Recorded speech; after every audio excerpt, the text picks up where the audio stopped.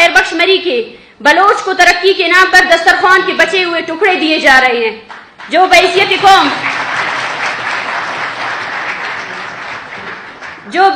قوم ہماری قومی احساس کی توہین ہے، اور وہ ہر دفعہ ہماری قومی احساس کی توہین کرتے آ رہے ہیں۔ ریکوڈک، سیندک،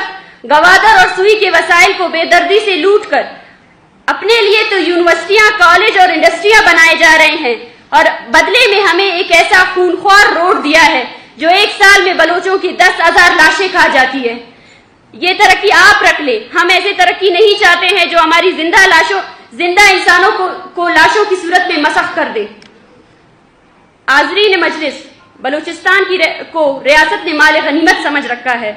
خود بھی دونوں ہاتھوں سے لوٹ رہا ہے اور بیرونی سرمایہ داروں کو بھی لوٹنے کے لیے دے دیا گیا ہے،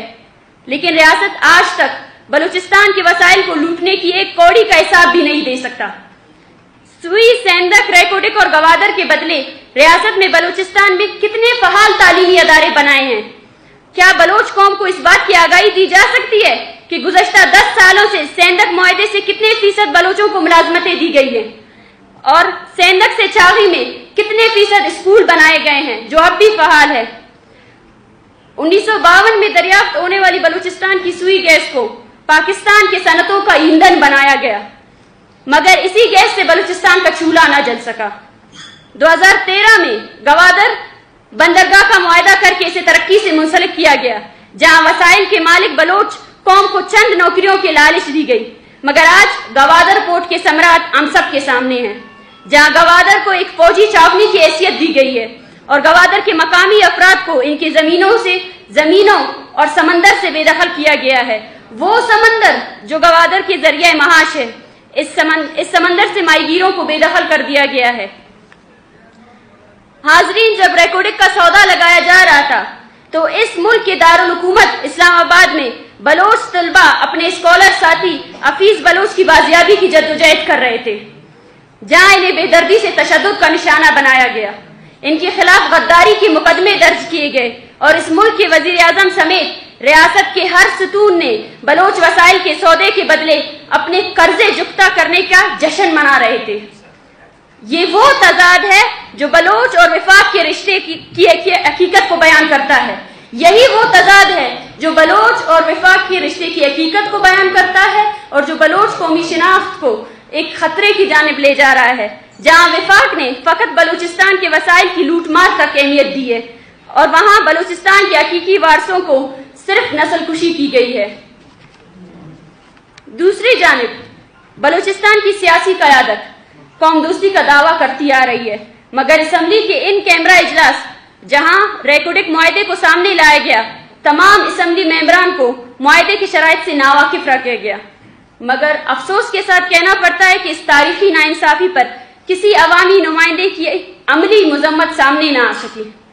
اور ہمیشہ کی طرح کچھ اخباری بیانات دے کر بلوچ قوم کو دھوکے میں رکھا گیا۔ کچھ حضرات اپنی لا علمی کے سبب 25% کو 50% کرنے کا مطالبہ کر رہے ہیں۔ ریکوڈک معاہدے میں 50% مانگنے والے پہلے سوئی گیس، سی پیک سمیت بلوچ وسائل کی لوٹ مار کے معاہدوں میں بلوچستان کے حق کا مطالبہ کریں۔ وفاق کب اپنے کیے گئے معاہدوں پر کڑی رہی ہے، اور یہ پسماندگی کے نام پر سیاست نہ کی جائے، خدارہ پسماندگی کے نام پر سیاست نہ کی جائے، کیونکہ بلوچ کے وسائل سے اس ملک کی معیشت چل رہی ہے، اور یہ ملک اگر آج تک چل رہا ہے تو صرف بلوچستان کے نام پر چل رہا ہے۔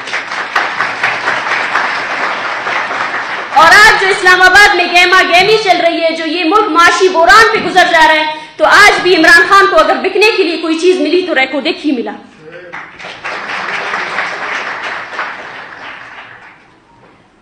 تو کیوں ہم اپنی زمین کی اہمیت سے ناواقف ہے؟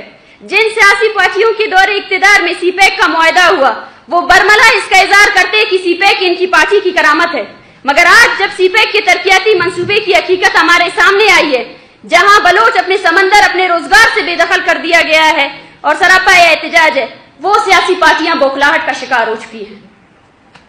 آج ریکوڈک پر بلوچستان کی سیاسی جماعتیں 25% اور 50% کا رونا رو رہے ہیں۔ جناب، مسئلہ 25 یا 50% کا نہیں ہے، مسئلہ وفاق اور بلوچستان کے رشتے کا ہے۔ آج بلوچستان کے فیصلے میں بلوچوں کی اختیار 0% ہے۔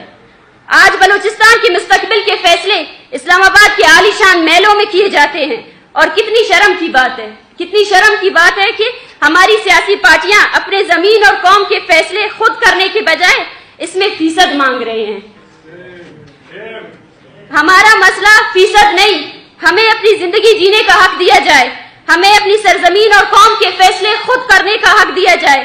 آخر میں بس اتنا کہوں گی کہ بلوچ اب جاگ چکا ہے۔ بلوچ نہ فیصد کے دھوکے میں آئے گا اور نہ اس نام نہاد ترقی کے دھوکے میں آ کر استحصال کو قبول کرے گا۔ بلوچ اسی راستے کو اپنائے گا جو نواب خیر بخش مری نے اسے دکھایا تھا۔